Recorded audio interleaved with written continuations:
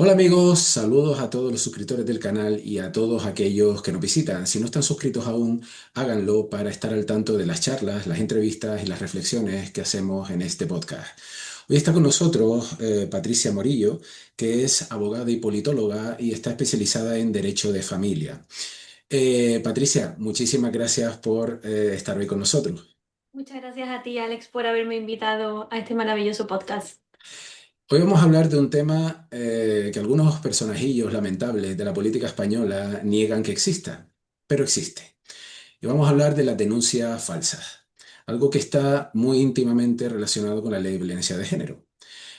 Patricia, para abrir el melón, eh, algunos dicen que el texto de las denuncias falsas son una mínima proporción, que apenas existe, que esto no es verdad. ¿Es realmente así? Pues no, evidentemente todos aquellos que se quieren acoger a ese 0,01% que la Fiscalía quiere dar es totalmente falso. Esa cifra no contabiliza realmente a las víctimas de denuncia falsa. De hecho, solamente se incluyen en esa cifra exclusivamente las condenas que ha habido por delitos de denuncia falsa.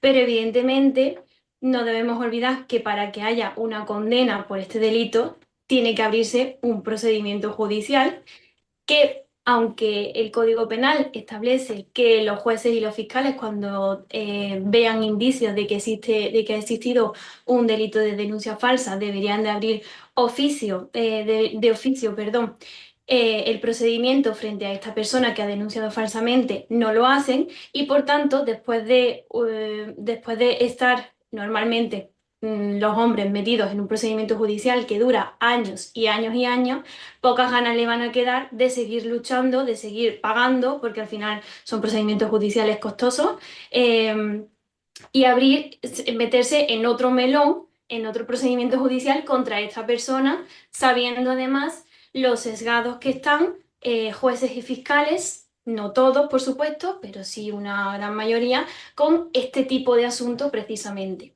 Entonces, volviendo a tu pregunta, evidentemente la cifra del 0,01% no es real ni muchísimo menos, solamente contabiliza, pues eso, las sentencias firmes que hay por delito de denuncia falsa, pero no aquellos procedimientos iniciados por violencia de género que se han sobreseído y no se han abierto otro procedimiento aparte para perseguir esa denuncia falsa, pese a que haya indicios para ello. A ver, yo para entenderlo, porque como ciudadano corriente, lo que me estás diciendo es que lo que hacen es que cuando denuncia a la mujer, la mera denuncia ya cuenta, pero cuando el hombre denuncia a la mujer por denuncia falsa, no se contabiliza a No. efectos estadísticos si es que no hay condena por denuncia falsa. Efectivamente, efectivamente, así es. Vamos, lo has descrito perfectamente. Cuando una mujer denuncia, normalmente la denuncia se interpone en policía o guardia civil, pero también se puede interponer en fiscalía o directamente dirigirla al juzgado por parte de su abogado. Cuando una mujer denuncia, las estadísticas recogen que esa mera denuncia, con independencia de si el procedimiento ha seguido, se ha archivado, ha terminado en sentencia firme, esa mera denuncia ya se contabiliza a los efectos de las estadísticas que tenemos de violencia de género. Pero la mera denuncia interpuesta por un hombre por delito de denuncia falsa frente a estas mujeres no se contabiliza, solamente se contabilizan las sentencias firmes. Y tengamos en cuenta que para que una sentencia firme en España adquiera firmeza, valga la redundancia, pasan muchos años. ¿Por qué? Porque la justicia en España es muy lenta, el procedimiento judicial te puede durar como mínimo entre 1, 2 y 3 años y teniendo en cuenta eso y además que para que adquiera firmeza una sentencia tiene que subir a las instancias superiores siempre que se haya interpuesto un recurso y las instancias superiores confirmar esa sentencia, al final han pasado 5, 6 o 7 años y nos encontramos con que evidentemente pues el porcentaje disminuye, porque claro, eh, no tenemos, no se contabilizan todas las denuncias por denuncias falsas que se interponen y que a lo mejor se quedan por el camino. Es decir, que el gobierno de España está falseando las estadísticas nuevamente. Sí, sí, sí, por supuesto. Cuéntanos cuál es la situación del hombre en estos casos, es decir, cuáles son las razones que llevan a un hombre a no continuar con el proceso hasta el final, porque es evidente que cualquiera puede, cualquier mujer puede en un momento determinado, oiga, me llamo gorda, venga, denuncia de violencia de género. Pero claro, si un hombre contesta a eso, después de todo el marrón que le cae encima, porque a una le dé por denunciar falsamente, ¿no? ¿Qué es lo que lleva a un hombre a, mira, yo no quiero saber nada? ¿Qué es lo que lleva a no continuar? Pues lo que a un hombre lleva a no continuar con un procedimiento, a iniciar un procedimiento por denuncia falsa frente a estas personas, son evidentemente recursos económicos, por supuesto, pero no es el grueso del problema, sino el grueso del problema es no poder ya continuar psicológicamente con esta situación. Intentar cerrar páginas porque vienen, como he dicho anteriormente, de un procedimiento normalmente bastante largo en el que te has tenido que enfrentar a declaraciones, te has tenido que enfrentar no solamente declaraciones en el juzgado, sino también normalmente declaraciones ante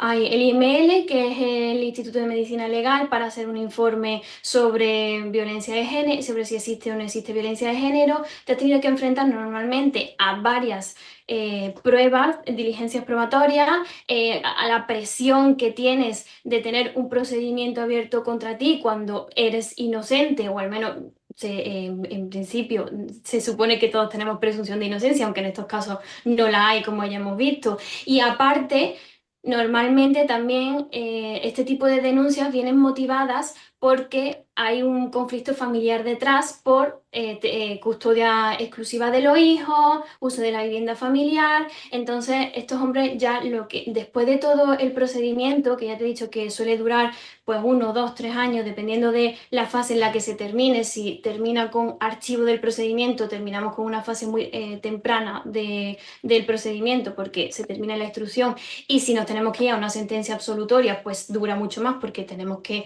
escalar el procedimiento al juzgado de lo penal, que es el que normalmente resuelve en estos casos, salvo que la pena, salvo que estemos hablando de delitos más graves como una agresión sexual, que también se da, porque esa es la bala de plata que llamamos, ¿no? Que podremos entrar más adelante.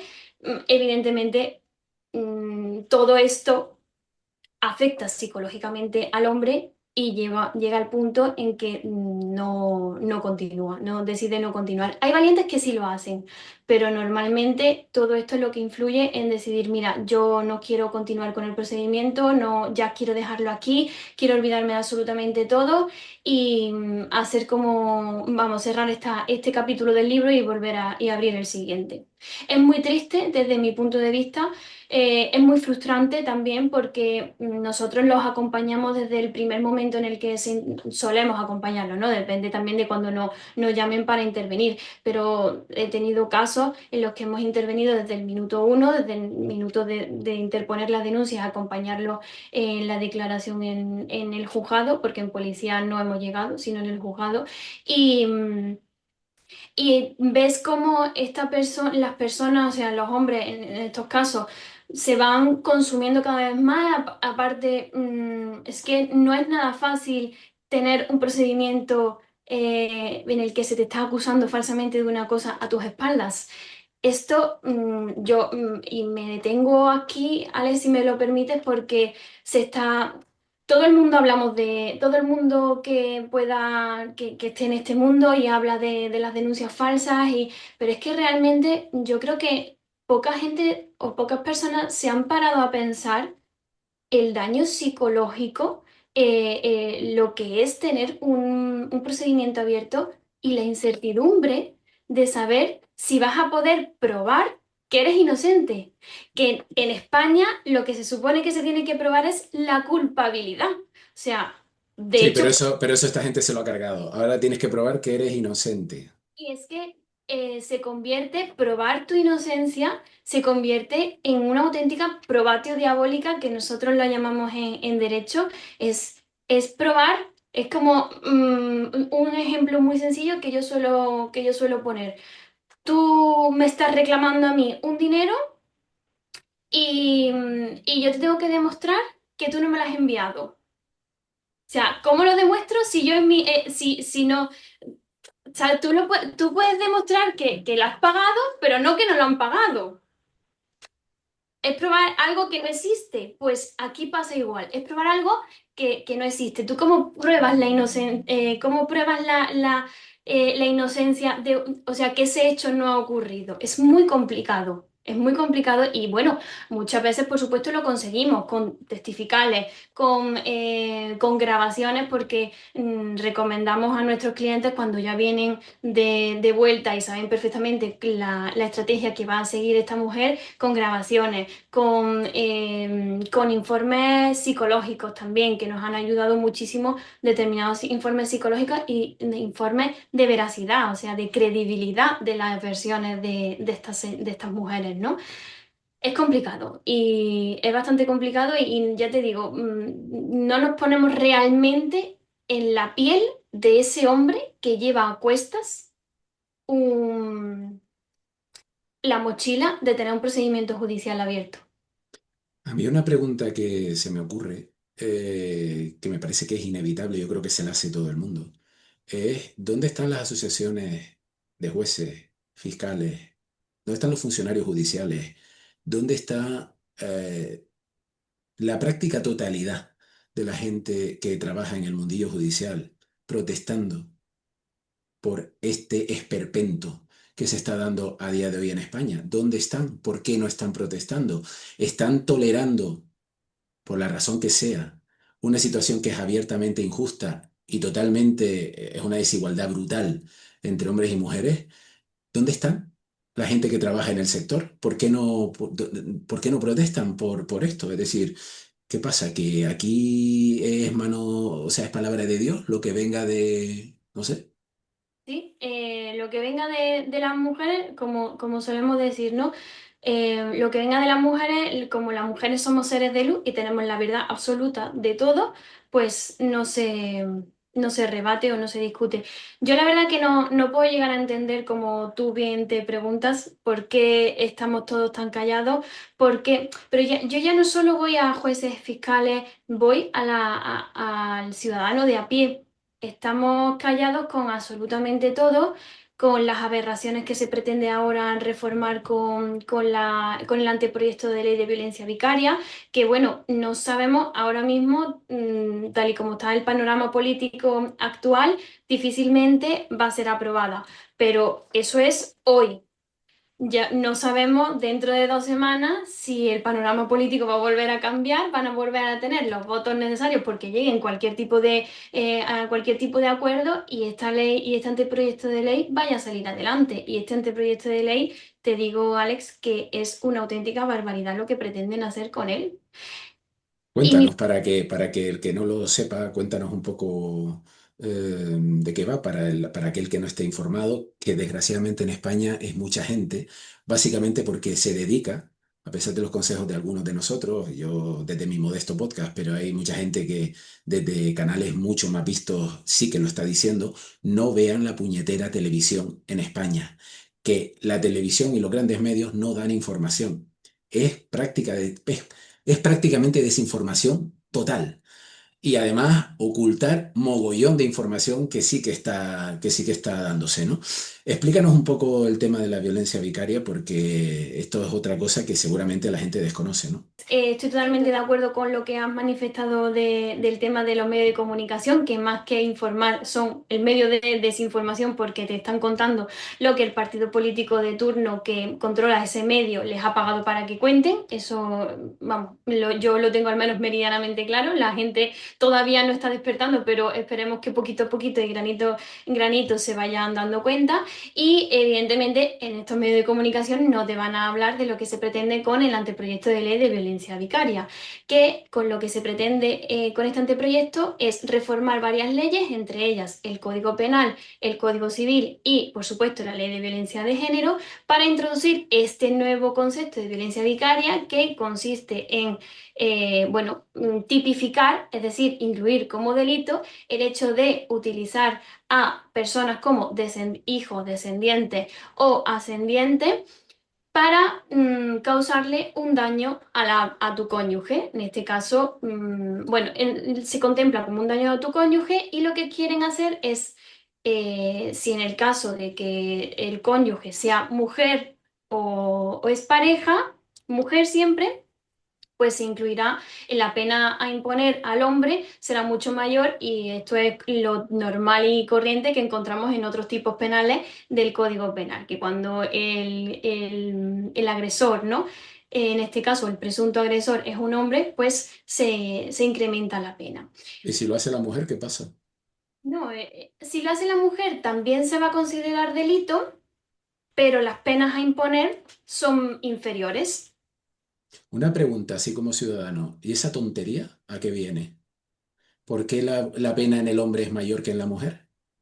Pues porque evidentemente lo que nos quieren vender es que el hombre es un maltratador por naturaleza y por tanto se le tiene que castigar básicamente porque la mujer no va a cometer violencia sobre el hombre, pero el hombre sí sobre la mujer y por tanto se le tiene que castigar con una mayor pena. Es una auténtica aberración desde mi punto de vista. Es un derecho penal de autor, como teníamos en regímenes totalitarios. Lo que pasa es que la mayoría de los ciudadanos tampoco quieren verlo. Y bueno, esto precisamente es lo que nos trajo la ley de violencia de género. Y volvemos a reformar la ley de violencia de género para volver a introducir un tipo penal en el Código Penal, valga la redundancia, que incluya de nuevo una pena mayor para aquel hombre que cometa este tipo de delitos. Pero voy más allá, Alex. Esta reforma del Código Penal que se pretende con el anteproyecto de ley de violencia vicaria nos va a llevar a considerar hasta a día de hoy la mujer la mujer víctima de violencia de género se considera víctima o presunta víctima cuando se comete violencia, cuando el hombre que haya sido su pareja, que sea su pareja o es pareja, cometa violencia, un acto de violencia sobre ella. Esa es la definición que tenemos actualmente. Con esta modificación, ahora lo que se pretende es que si el hombre comete cualquier tipo de violencia, ya no solamente sobre ella, sino también sobre su hijo, o sobre algún ascendiente, también va a tener el concepto de violencia de género esta mujer. Y esto es muy peligroso porque abre la puerta que ya la teníamos entreabierta y ahora ya la abre del todo, a que, mira, en los casos típicos de violencia de género que no se consigue nada, el íter es normalmente, no la mayoría de los casos, pero no siempre, pero la mayoría sí. Primero, nos encontramos con un conflicto familiar de pareja, de me quiero divorciar, me quiero separar, quiero la custodia de los hijos. ¿No estamos de acuerdo? Te denuncio por violencia de género. Como evidentemente esa denuncia es falsa precisamente para conseguir la custodia exclusiva, que el Código Civil está redactado para que con una sola denuncia ya pierdas la oportunidad de tener la custodia compartida y dependiendo de la gravedad de los hechos, pero en la mayoría de las ocasiones también el régimen de visitas, que esto es muy grave, muy, muy grave, y el Tribunal Constitucional ha dicho que es constitucional, o sea que es para sentarse a revisar absolutamente todo y a quien tenemos en el Tribunal Constitucional también. La palabra que seguramente está buscando se llama mafia. Sí, totalmente, ni sin ningún tipo de duda. Vuelvo al íter, ¿vale? El íter cronológico es conflicto familiar, te denuncio por violencia de género, la denuncia por violencia de género se inicia el procedimiento, pero normalmente se suele archivar porque no hay indicios suficientes para continuar con el procedimiento, te sigo denunciando, no consigo absolutamente nada Y la última base o la última estrategia que le queda a esta mujer es denunciar al hombre por agresión sexual al hijo. ¿Qué pasa? Que hasta esto es muy grave y esto lo he visto yo, pero además no una denuncia, sino dos y tres a la misma persona.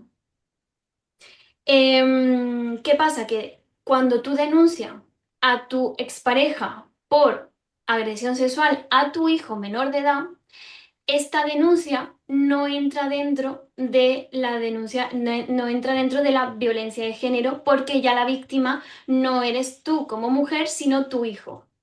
Con este anteproyecto de ley ya sí vas a ser víctima. Entonces puede dar lugar a que todo ese íter que yo te he contado no lo saltemos y digamos que no queremos, que no quieres llegar conmigo a un acuerdo sobre la custodia exclusiva, pues te denuncio directamente por agresión sexual. Qué barbaridad, qué barbaridad. Claro, esto nadie te lo va a contar y aparte, si te lo cuentan, no se lo van a, o sea, y al que se lo cuenten no se lo quiere creer. Que ese es el problema. De hecho, yo tengo algunos vídeos en mi perfil de Instagram y en mi perfil de TikTok que me han llamado de todo.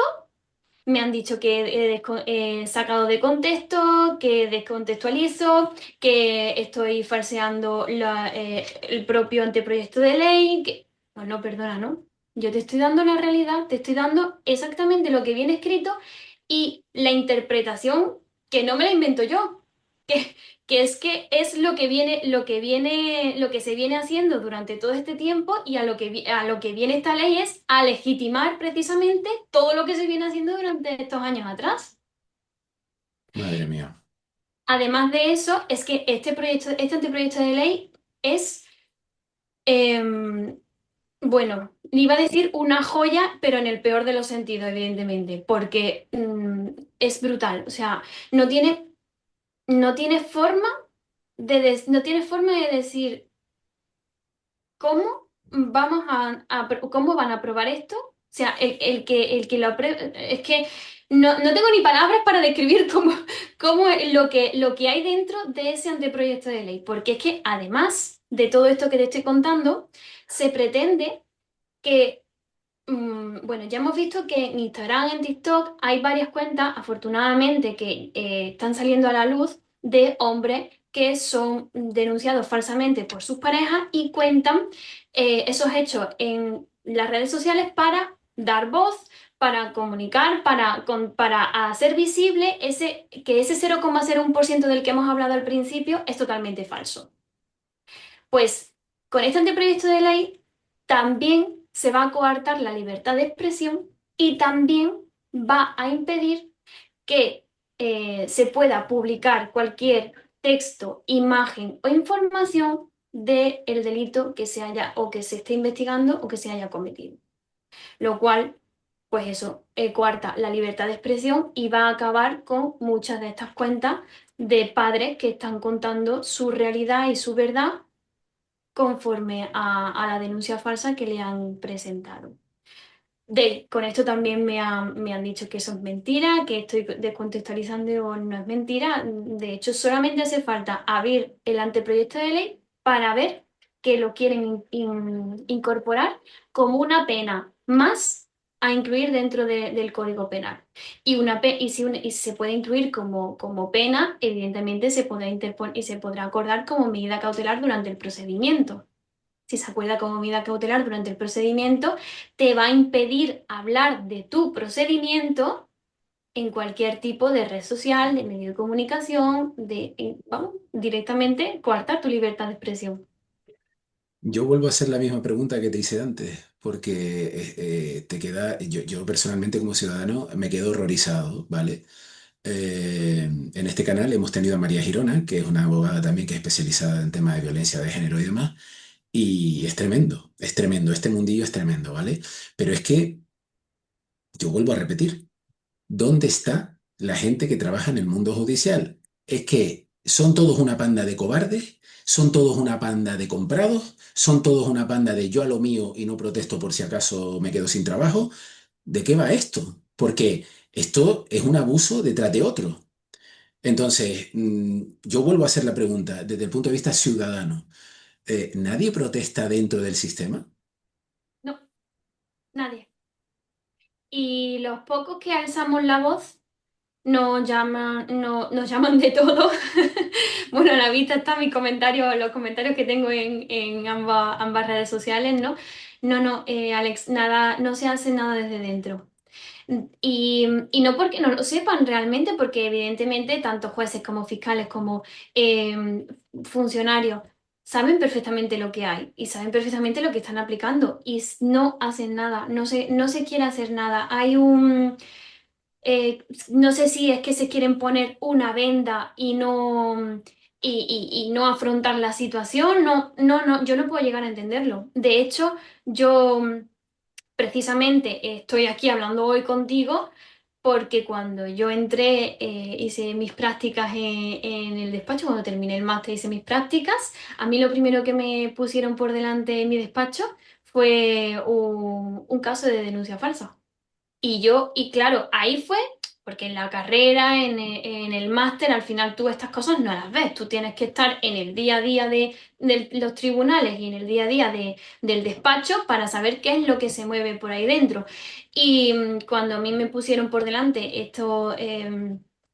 este caso de denuncia falsa, además este caso de denuncia falsa fue, mm, no tengo palabras para describirlo. Fue brutal, pero brutal a todos los niveles hubo dos denuncias falsas por agresión sexual a un hijo menor de edad, destrozaron la vida del padre, destrozaron la vida del niño. Al final, con mucho esfuerzo, como he dicho antes, conseguimos probar que era falso. Y ahí estamos luchando con que este sí fue de los hombres valientes al pobre le quedaba todavía ganas de luchar, ¿no? Contra la mujer que lo había denunciado y lo había apartado de su hijo injustamente.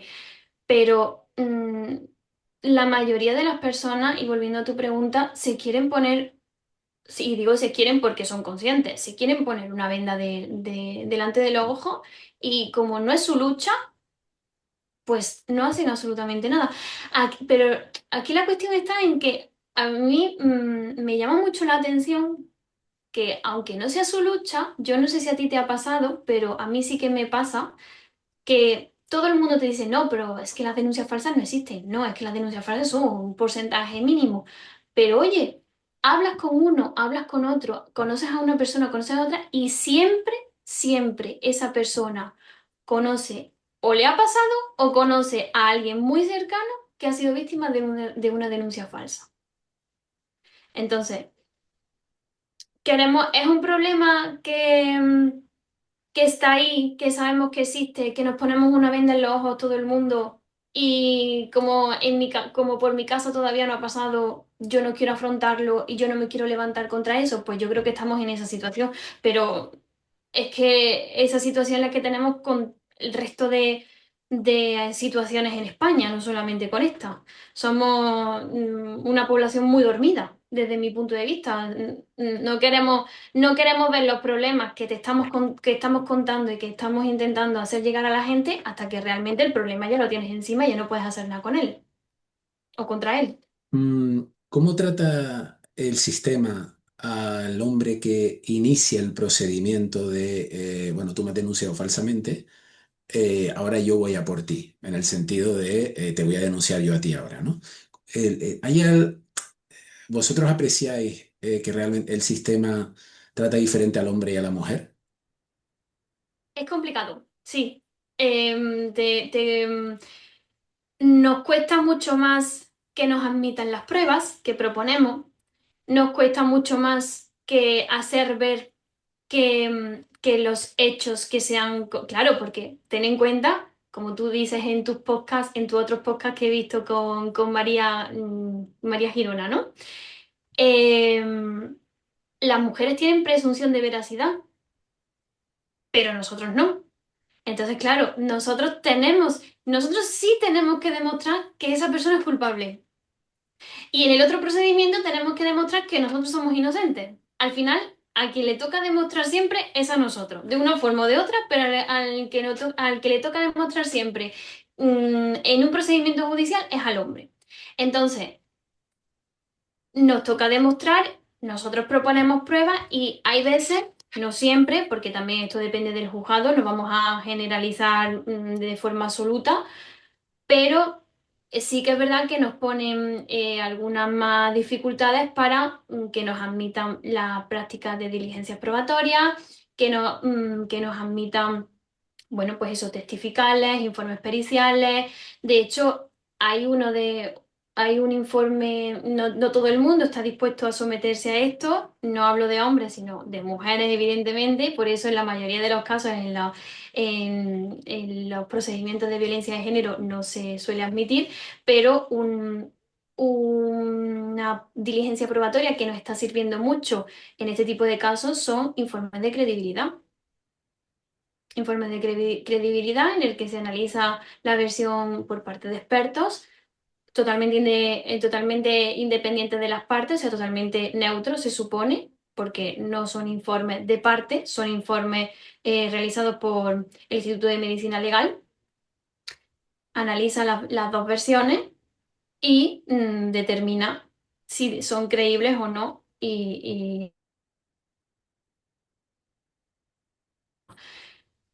Nos los ponen complicados, porque muchas veces ya te digo que no nos admiten este tipo de pruebas o no nos admiten testificales que nosotros a lo mejor, si esos hechos han pasado X días y yo estaba en X día en X sitio, hay veces que me han inadmitido la testifical de, por ejemplo, un hermano o un tío porque entienden que podría estar sesgada, cuestión o sesgada por el sentido de que tiene una determinada relación de filiación con la persona que está siendo investigada o en el caso o con la persona denunciante en el caso de que nos encontremos con el procedimiento de denuncia por parte del hombre. ¿Nos lo pone difícil? Sí. De todas Esa, formas, a estas alturas yo creo que a nadie se le escapa, y a vosotros menos que trabajéis en esto, que evidentemente aquí hay mucha gente ideologizada, fiscales, jueces, y claro, ir a defender a un hombre ante alguien que previamente está ideologizado en contra, eh, es complicado. eso es o vas a una institución, a un estamento superior, o lo tienes jodido. Sí, totalmente. Es totalmente Porque los así. habrá que a lo mejor son imparciales, pero según yo tengo entendido, en los juzgados de violencia de género, los que están, en buena parte, están por ideología. O sea, están colocados ahí para eso. Sí, Que sí, no sí. serán todos, evidentemente, pero porque hay gente que tratará de hacer bien su trabajo. Pero que si te encuentras con alguien que ya de por sí está ideologizado en contra de lo que tú pretendes hacer, que es defender a alguien por una denuncia falsa, o vas a un estamento superior o ¿qué haces? Y aparte, no solamente en ese sentido, porque incluso aunque no estuviese ideologizado, como tú dices, le temen, no sé exactamente a qué o a quién, pero temen que ser valientes y dictar determinadas resoluciones. Y yo tengo un caso muy curioso que me ha pasado muy recientemente, y es que una señora, bueno, una señora, no se le puede llamar señora porque una persona que denuncia falsamente, ese calificativo no lo puede tener. Una mujer denuncia a mi cliente, hombre, porque quiere la custodia exclusiva y mi cliente quiere la custodia compartida. Lo denuncia falsamente, pero total y absoluto. Yo llego al juzgado y la fiscal lo primero que me hace es decirme, lo denunció por unos presuntos insultos, ¿vale? Vejaciones injustas en el ámbito de la violencia de género. Llega la fiscal y me dice, tu cliente se va a conformar, ¿no? Y le digo, pues no, porque mi cliente no, esto es totalmente falso, hay un procedimiento de familia abierto por parte de ella, mi cliente, esto viene porque mi cliente no quiere conformarse con la custodia exclusiva que ella pide y por tanto la forma de conseguirlo es esta, denunciando falsamente y, y bueno, en aplicación del Código Civil pues ya no se le puede otorgar la custodia compartida a él. La fiscal, en el momento en el que yo le cuente eso, me compra el argumento, después, evidentemente, la escucha a ella, se practica su declaración, se practica la declaración de mi cliente, sigue comprándome el argumento, solicita el archivo del procedimiento, el juez entiende perfectamente que lo que subyace es un conflicto familiar y que no hay indicio de que los hechos sean ciertos, archiva el procedimiento y, y recurre, porque esta persona tiene la posibilidad de recurrir esa resolución y en el momento en el que recurre, le dan la razón sin haber practicado ningún tipo de prueba más y sin haber hecho absolutamente nada más. Reabre el procedimiento y ahora tengo un procedimiento abierto sin ningún tipo de prueba, sin ningún tipo de sentido, porque no lo tiene contra mi cliente. Es decir, ella se quiere quedar con la custodia completa. Él quiere custodia compartida, ella custodia completa. Para quedarse con la custodia completa lo denuncia. Aporta una serie de lo que sea No pasa y nada. todo el mundo y se descarta o lo que sea, ¿vale? Se descarta y dice, mira, esto no va a ningún lado y todo el mundo está de acuerdo en que no va a ningún lado. Recurre sin aportar nada más que lo que ella dice, Que abren otra vez el procedimiento. y entonces sí, en la apelación sí le dan la razón. ¿Y Sí, sí, cuál es la diferencia con la primera fase? Alex, que es que ni siquiera va a apelación. Porque es que recurres, porque en el procedimiento en instrucción tenemos primero recurrimos en reforma, que es recurrir frente al mismo juez que ha dictado la resolución, por si quiere cambiarla, y si ya te desestiman ese recurso, te vas a apelación. No es obligatorio ir a hacer reforma para después ir a apelación, pero lo normal es hacer primero reforma y después apelación. Bueno, pues esta señora recurrió en reforma, o sea, recurrió frente al mismo juez que había dictado esa resolución. Y fue el mismo juez el que dijo, oiga, sin probar absolutamente nada, distinto a lo que había dicho en su declaración de policía y en su declaración ante el juzgado, ha reabierto el caso. ¿Cómo ha reabierto el caso? Incluyendo, pero esto es lo mejor, incluyendo, o sea, ya te he dicho que lo primero que te he dicho es que denunció por unos presuntos insultos. En la policía y en el juzgado contó la misma versión. Se le dio la oportunidad de ampliar, por parte del juez, le dio la oportunidad de ampliar la denuncia y decir y contar si habían ocurrido otros hechos más durante la relación. Nada más. Y ahora resulta que en el recurso que presenta su abogada incluye un presunto que presuntamente mi cliente la ha intentado forzar para tener relaciones sexuales. Nada más que sin que ella en ningún momento lo haya dicho en ningún tipo de declaración y ha tenido dos oportunidades para decirlo. Esto es un absoluto disparate. Esto es un absoluto disparate. Con eso, el mismo juez, ya te estoy diciendo, el mismo juez que archivó el procedimiento me lo ha abierto, sin haber probado absolutamente nada, ¿eh? Que no hay unos WhatsApp, no hay unas imágenes, no hay un parte de nada, es que absolutamente nada. Me ha vuelto a reabrir el caso. Cuando ustedes hablan entre ustedes, los que trabajan en el mundillo y tal, abogados, fiscales y tal, la gente qué opina. O sea, o hablan de esto o no hablan, no sé. O sea, nadie dice en un momento determinado en juzgado, esto es una locura. Yo con mis compañeras del despacho sí que hablo, porque estamos muy alineados en contra de las denuncias falsas y de hecho luchamos contra eso. Pero de hecho todo lo contrario, Alex, y esto poca gente te lo va a decir, pero hay compañeros que se dedican a decirle a sus clientes para conseguir, porque para ganar el caso todo vale, para mí no, pero para ellos sí. No te preocupes, que si no lo conseguimos de una forma, lo vamos a conseguir de otra. Váyase usted y denuncie a su ex marido o a su expareja por violencia de género. Y no es la primera vez que te levantan el teléfono y te dicen, oye compañera, vamos a llegar a un acuerdo sobre la custodia, que mi cliente quiere la custodia exclusiva. Y tú decirle, no, mi cliente quiere la custodia compartida y si no llegamos a un acuerdo, pues bueno, nos vemos en el juzgado en un procedimiento de familia normal y corriente.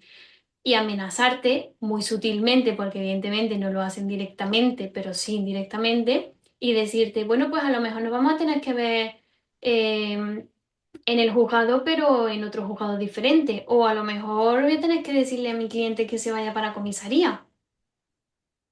Hay Que que a- ser hay que ser un miserable para hacer eso. pero los hay. No, Y no, sí, es evidente que si el sistema está tolerando este tipo de situaciones, es que los hay. Qué barbaridad. es una auténtica locura. Es una auténtica barbaridad, una brutalidad. Y luego lo que yo siempre digo, Alex, es que se está jugando con vidas de personas. Claro, es que ese es el tema.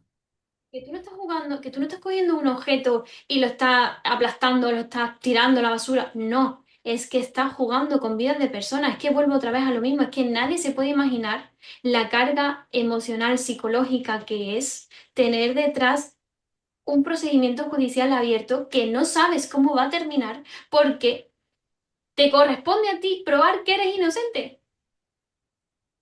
Es que nadie tiene, es que tú imagínate que afortunadamente, al menos en los casos que nosotros tenemos sobre la mesa y hemos tenido, hemos conseguido o bien archivar el procedimiento o bien obtener una sentencia absolutoria. Pero tú imagínate que los errores humanos existen y que no, y que probar la inocencia es complicado, porque probar algo que no ha existido, o sea, es probar un hecho que se ha producido, ¿no?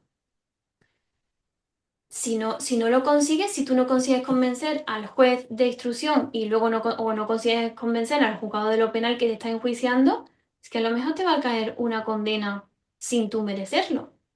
Afortunadamente, en la mayoría de las ocasiones o hay sentencia absolutoria o hay archivo del procedimiento. Pero el riesgo está, ¿eh?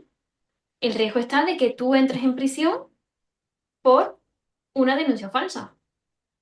Claro, y el tiempo que has estado batallándolo y ese estrés y esos problemas psicológicos que engloba. ¿Podrías comentarnos algunos otros casos, obviamente, sin dar nombres ni nada y tal, de situaciones que hayáis vivido en el bufete de denuncias falsas? Pues sí, mira, otro caso bastante relevante, vamos, caso tipo es te denuncio, el caso tipo es el derecho, tenemos un conflicto familiar y nos ponemos de acuerdo y te denuncio. La mayoría de las ocasiones, afortunadamente, como te digo, conseguimos probar que es falso y lo dejamos. Pero hay ocasiones que no se quedan en una mera denuncia por violencia de género y va a mayores y denuncian por agresión sexual a los hijos. Y esos son los peores casos porque aquí estamos hablando de que entran niños de por medio y probar la inocencia vuelve a ser muy complicado. También lo conseguimos con nuestras herramientas, por supuesto, pero muy complicado. Uno de los casos más graves que nosotros hemos tenido en el despacho es el que te comentaba, que fue cuando empecé, que yo entré de prácticas en mi despacho, hace ya varios años, porque son, como te he dicho, procedimientos muy largos. Y esta señora lo primero que hizo fue denunciar a mi cliente por violencia de género. Como no lo consiguió, no consiguió nada porque no se consiguió demostrar nada. Lo denunció por presuntamente darle un puñetazo. No había ni siquiera parte de lesiones, así que con eso ya te puedes imaginar. O sea, si a ti te han pegado, tú lo primero que haces, al menos ya muchas se saben la lección y se van directamente al hospital aunque no haya pasado nada. Pero bueno, si te han pegado, lo primero que tienes que hacer es irte a un hospital. En este caso no había ni siquiera parte de lesión, entonces evidentemente el procedimiento se archivó. Ojo, que se archivó, pero que con mi cliente un día sí que lo tuvo que pasar en el calabozo, ¿eh? Una noche sí que la tuvo que pasar en el calabozo, o sea que aquí volvemos a entrar de nuevo en presunción de inocencia, en el principio de presunción de inocencia para los hombres no existe. Una denuncia, en el momento en el que denuncia, es ipso facto, te detengo. Y luego ya prueba tú que eres inocente, pero lo primero que hago es detenerte. Después de eso, inició un procedimiento de familia, bueno, se llegó a un mutuo acuerdo, a un divorcio de mutuo acuerdo, Pero claro, como ella no estaba consiguiendo lo que quería, pues no se le ocurre otra cosa que denunciar a mi cliente por agredir sexualmente a su hijo. Entre ellos, antes de denunciarlo, lo sustrae, ¿vale? O sea, sustrae al niño.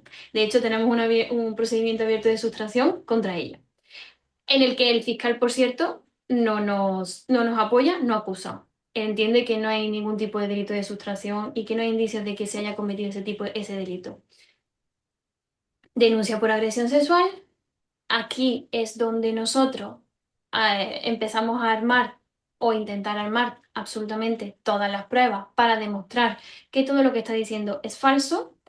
Y una de las cuestiones más importantes con las que contamos en este procedimiento fue precisamente el informe de credibilidad del IML.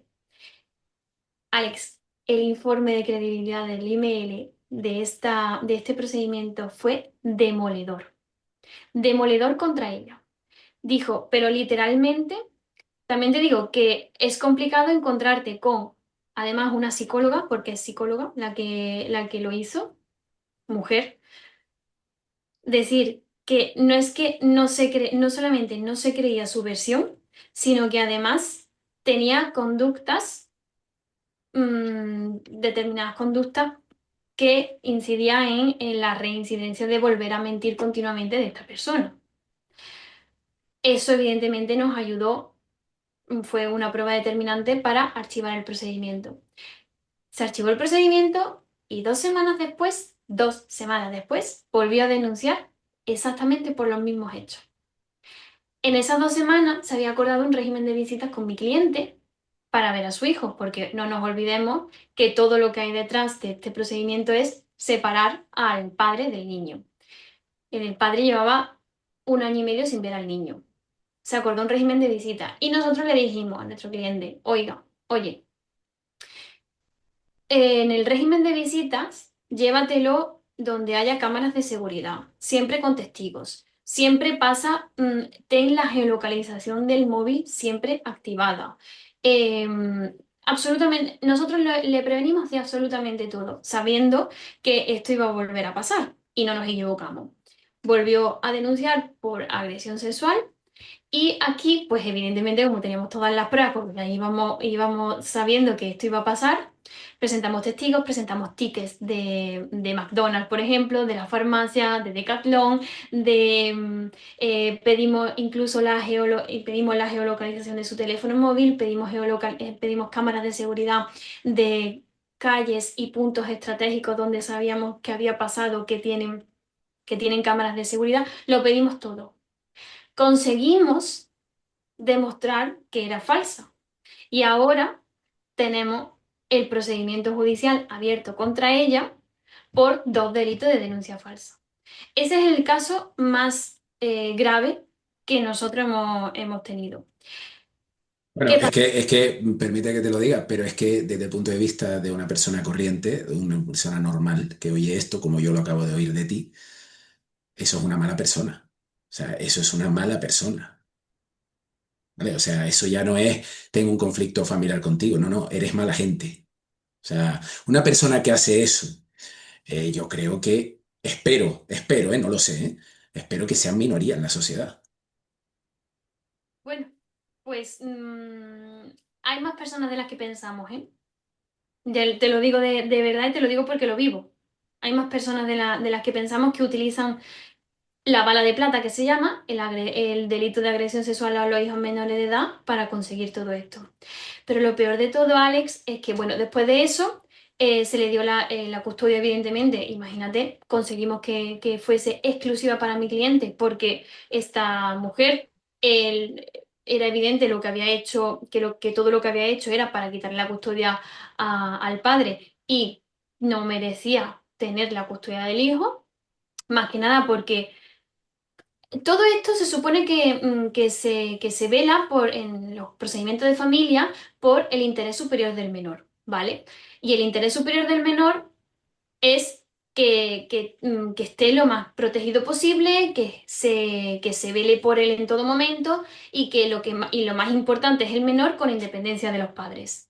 En este caso, evidentemente, no se vela en ningún momento por el interés superior del menor, lo que se vela es por el interés superior de ella, que quiere a toda costa y sin importarle si con ello arruina la vida de este hombre y arruina la vida de su propio hijo, denunciándolo falsamente. Entonces conseguimos afortunadamente que la custodia se lo dieran ahí, pero se estableció un régimen de visitas con ella en un punto de encuentro. Bueno, pues ahora nos encontramos, y quería llegar a este punto, ahora nos encontramos con que la juez que conoció del procedimiento de familia y que sabe perfectamente todo lo que pasó, absolutamente todo lo que pasó, porque evidentemente no es la misma juez, pero sí que tiene constancia porque nosotros se lo tuvimos que demostrar de todo lo que ha pasado en los otros dos procedimientos y tiene constancia de que tiene un procedimiento abierto de sustracción de menores y otro de denuncia falsa, le ha concedido el régimen de visitas a la madre sin el punto de encuentro, sin que intervenga el punto de encuentro, con el riesgo que ello tiene de que la madre, porque el niño sigue siendo pequeño, ten en cuenta que el niño, todo esto cuando pasó, tenía 4 añitos o 5 añitos, y ahora hace 5 años que pasó, pues tiene 10. Sigue siendo pequeño. Ahora pretende darle a la madre un régimen de visitas sin que nadie esté pendiente de qué es lo que pasa en esa visita, de si se puede o no se puede sustraer otra vez al menor, o sea, con el riesgo tan grave de que se sustraiga. Pero ¿Esto es simple ideología? ¿Esto es... ¿De qué va? O sea, ¿cómo puedes, digamos, ver el desarrollo de un caso, desde el punto de vista, yo qué sé, un juez, por ejemplo, un fiscal? Oiga, esto tiene estos antecedentes, esto ha pasado. Ah, vale, pues yo en contra del criterio de los anteriores, ahora digo esto, punto, porque a mí me da la gana.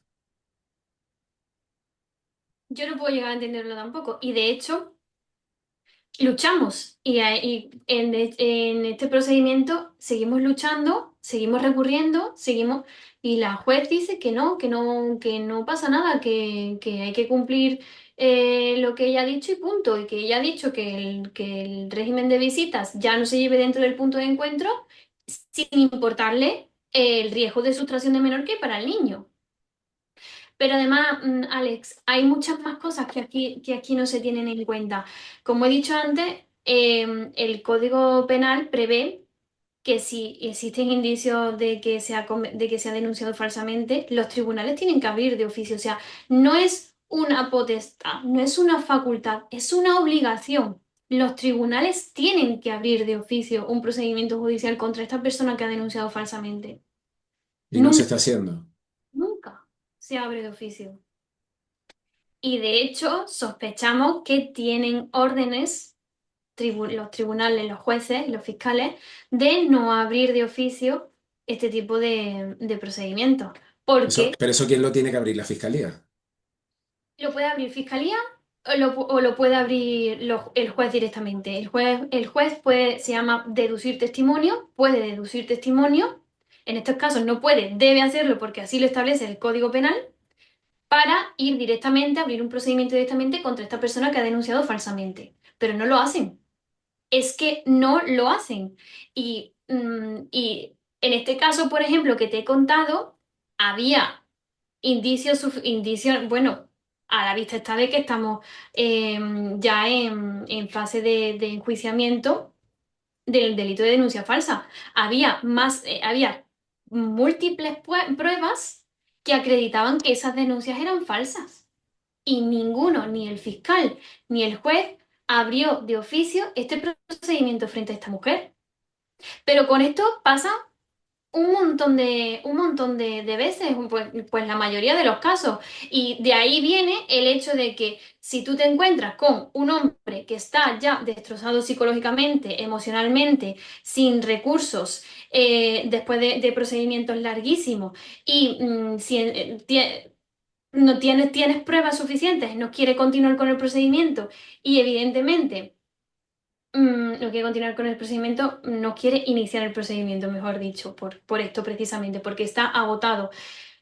Y tienes el mecanismo, la herramienta para abrirlo de oficio, pero no les interesa porque si lo abren, las estadísticas suben, porque entonces habría habría sentencias condenatorias para subir las estadísticas, pues ya tienes ahí el tándem perfecto, ¿no? La combinación perfecta.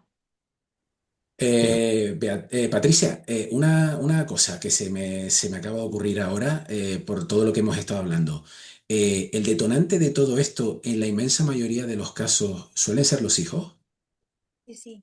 De hecho, es lo que suele subyacer en casi todas las denuncias falsas. No vamos a decir todas al 100% porque siempre hay excepciones, pero la mayoría de ellas vienen por querer la custodia exclusiva de los hijos, la pensión de alimentos de los hijos, quedarse con el uso de la vivienda familiar y por tanto nos encontramos con disputas familiares que, vamos a ver, esto a mí me llama mucho la atención porque se ha querido normalizar, y a mí me parece perfecto y maravilloso, por supuesto, que el hombre tenga un papel más activo dentro de la familia, la crianza de los niños, porque queremos que las cosas sean igualitarias, ¿vale? Pero ahora, a la hora de divorciarnos, no queremos coger y sacar de la ecuación al hombre.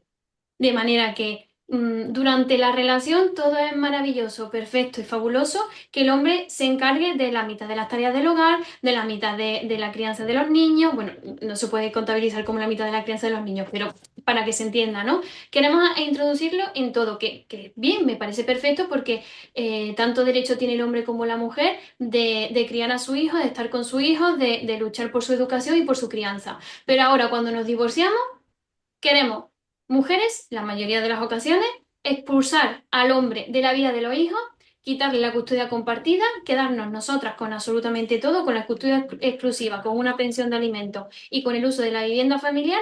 Y si no lo consigo por las buenas, con un divorcio de mutuo acuerdo o con unas medidas filiales de mutuo acuerdo, pues te denuncio. Esa es, en la mayoría de las ocasiones, lo que subyace en las denuncias falsas. Es decir, si hay algo que rascar, hay denuncia, puede haber posible denuncia falsa si no hay nada que rascar, no hay hijos por medio, entonces es, digamos, menos atractiva esa opción, ¿no? Efectivamente, efectivamente. No quiere decir que no existan Sí, denuncias sí, falsas por supuesto, por supuesto. cuando no hay hijos de por medio, que también existen ese tipo de denuncias, pero vienen motivadas por otro tipo de cuestiones, vienen motivadas a lo mejor, pues, por despecho, porque la mujer es esa persona, no vamos a decir la mujer en general, pero porque mujeres y hombres todos podemos ser malos o buenos, o sea, hay mujeres malas y hombres malos, y hay hombres buenos y mujeres buenas. Eso es cierto, ¿no? O sea, desde mi punto de vista. Mm, pueden venir motivadas por muchas cosas, pero ya te digo que la mayoría de las ocasiones las denuncias falsas vienen motivadas por cuestiones familiares, sobre todo custodia de los hijos. Es un sistema que está absolutamente manipulado, Sí, sí, absolutamente manipulado en contra del hombre. totalmente. También hay una cuestión aquí muy curiosa y es que para que sea denuncia falsa, para que pueda entrar dentro del delito de denuncia falsa, la denuncia se ha tenido que presentar por parte de la presunta víctima, ya no, ante una autoridad administrativa o judicial, es decir, ante policía o guardia civil o ante un juzgado o fiscalía. Si la denuncia se presenta o sea, si el procedimiento se inicia a través de un parte de lesiones, aunque eso sea falso, no puede ser calificado como denuncia falsa. De hecho, hay otro procedimiento en el que se Sí, pero denuncia. las lesiones te las has podido hacer tú mismo. Da igual. Así está configurado el Código Penal. El Código Penal te dice que siempre y cuando esa denuncia te tiene que cumplir una serie de requisitos, entre ellos que haya habido un procedimiento judicial anterior, que el procedimiento judicial esté finalizado por un auto de sobreseimiento firme o una sentencia firme absolutoria, y que la denuncia se haya presentado ante una autoridad judicial o administrativa. ¿Qué pasa?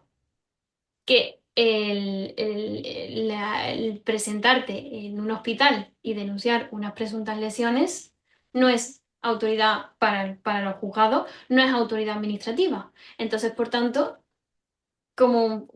estos procedimientos, si tú te presentas en un hospital, denuncias unas lesiones y el hospital tiene por protocolo la obligación de mandar al juzgado de guardia ese parte de lesiones, el procedimiento ya no se ha iniciado directamente por ti, sino que se ha iniciado por parte del hospital. Y por lo tanto, ya no puedes ser condenado por denuncia falsa.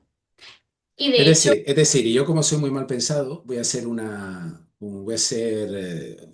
supuesta, voy a plantear una situación, ¿vale?